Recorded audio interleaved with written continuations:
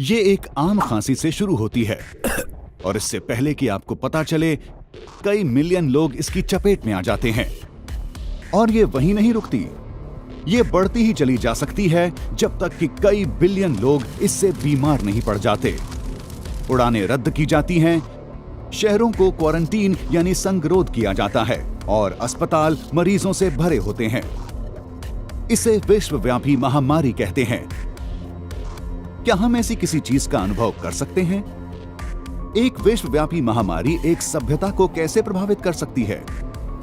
ऐसा कुछ कैसे होता है और हम इसे कैसे रोक सकते हैं? आप देख रहे हैं क्या हो अगर, और यह है क्या हो अगर हमारे बीच एक विश्वव्यापी महामारी फैल जाए। इस तरह की विश्वव्यापी महामारी मानव जाति के लिए नई नहीं होगी। ऐसा 1918 में हुआ था और इसे स्पेनिश फ्लू के नाम से जाना जाता था। इसने वैश्विक जनसंख्या के 1/3 हिस्से को संक्रमित किया था और इससे एक अनुमानित 50 मिलियन लोगों की मृत्यु हो गई थी। तो इससे पहले कि हम पूरी तरह से दुनिया के खत्म हो जाने के डर से घबराते रहें, आप इस बात पर थोड़ी राहत महसूस कर सकते हैं कि सामान्य रूप से इसका मतलब एक सभ्यता का खत्म हो जाना नहीं होता, पर इसका मतलब ये नहीं कि इसका कोई परिणाम नहीं होगा। इससे पहले कि हम इसमें जाएं कि क्या हो सकता है, एक विश्वव्यापी महामारी आखिर शुरू कैसे होती है। अतीत में दूर तक फैली हुई महामारियां जैसे कि स्पेनिश फ्लू और 2003 की सार्स इन्फ्लुएंजा के एक प्रकार या फ्लू के साथ शुरू हुए थे। इन्फ्लुएंजा मुख्य रूप से 2 तरह के होते हैं।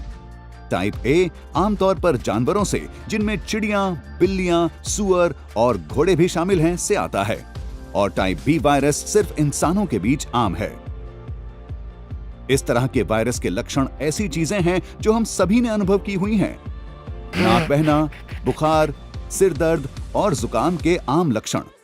पर दूसरे मामलों में इन्फ्लुएंजा से सांस लेने में तकलीफ, किडनी का फेल होना या इससे मृत्यु भी हो सकती है। पर ध्यान रखें, ऐसा जरूरी नहीं कि ये सब हो। इस तरह की बीमारी 2.5 बिलियन लोगों को संक्रमित कर सकती है। इतने सारे क्यों? इन्फ्लुएंजा के प्रकारों के बारे में सबसे खास बात यह है कि ये हवा के द्वारा फैल सकते हैं। अगर किसी को ये है और वो आपकी तरफ होकर सांस ले रहा है, तो आप सांस लेने पर बहुत सूक्ष्म पानी की बूंदों को, जिन पर ये वायरस होते हैं, उनको अपने अंदर ले सकते हैं। या अगर आप एक ऐसी सतह को छूते हैं जिस पर वायरस है और फिर अपना चेहरा छूते हैं, तो आपको ये बीमारी हो सकती है। इन्फ्लुएंजा के लक्षणों को आप तुरंत महसूस नहीं करेंगे। ऐसा होने में कुछ घंटों से लेकर 2 हफ्ते तक लग सकते हैं। इसका मतलब कि आप हमेशा की तरह लोगों से मिल रहे होंगे, ये जाने बिना कि आप अनजाने में उन्हें संक्रमित कर रहे हैं। और आज का समय 1918 के स्पेनिश फ्लू के समय से बहुत अलग है। विश्व की जनसंख्या बहुत ज्यादा होने के साथ साथ हम अब बहुत अलग तरीके से रहते हैं। शहरों की आबादी बहुत घनी है। मुंबई जैसी जगह में प्रति वर्ग मील में 76,000 लोग रहते हैं।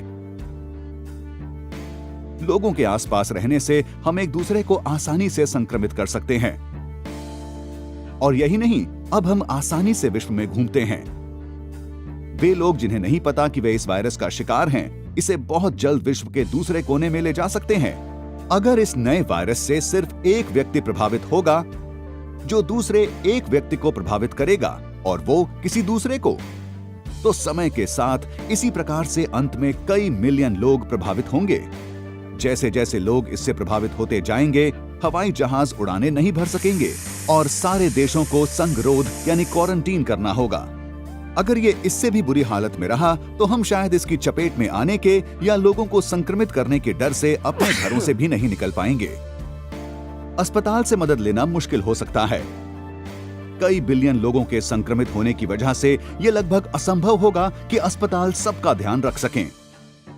अगर हम एक ऐसी विश्वव्यापी महामारी से निपटने की कोशिश कर रहे हैं जो स्पेनिश फ्लू की तरह फैलती है, तो हम 200 से 425 मिलियन लोगों की मृत्यु का पूर्वानुमान लगा सकते हैं।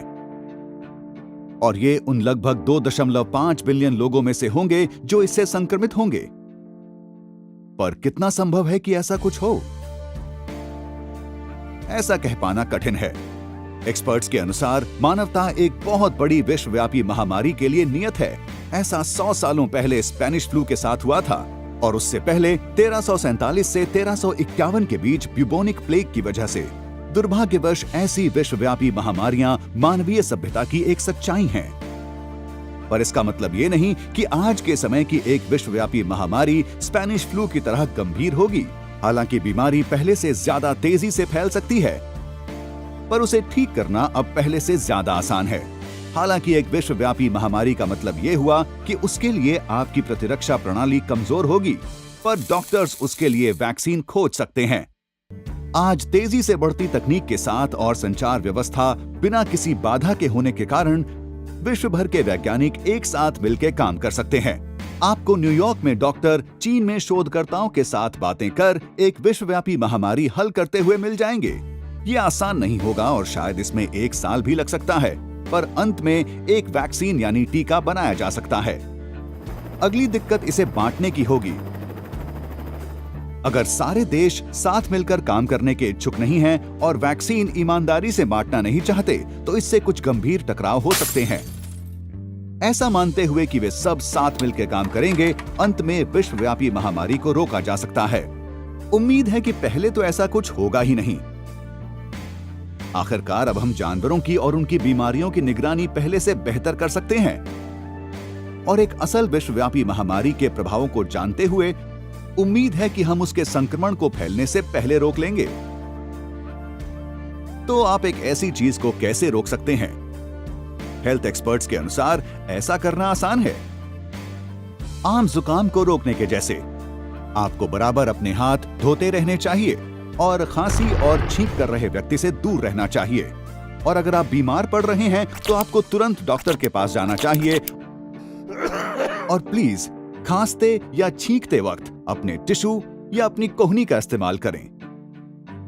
तो हालांकि इस परिदृश्य में सबकी मृत्यु नहीं होगी, पर इसका लोगों पर एक गहरा असर होगा और जब तक विश्व साथ मिलकर काम और एक दूसरे की मदद नहीं करना चाहेगा, इसकी असलियत काफी भयानक हो सकती है। पर ऐसा क्या है जो इतना भयानक नहीं? मंगल ग्रह पर सफर करने के बारे में क्या कहेंगे?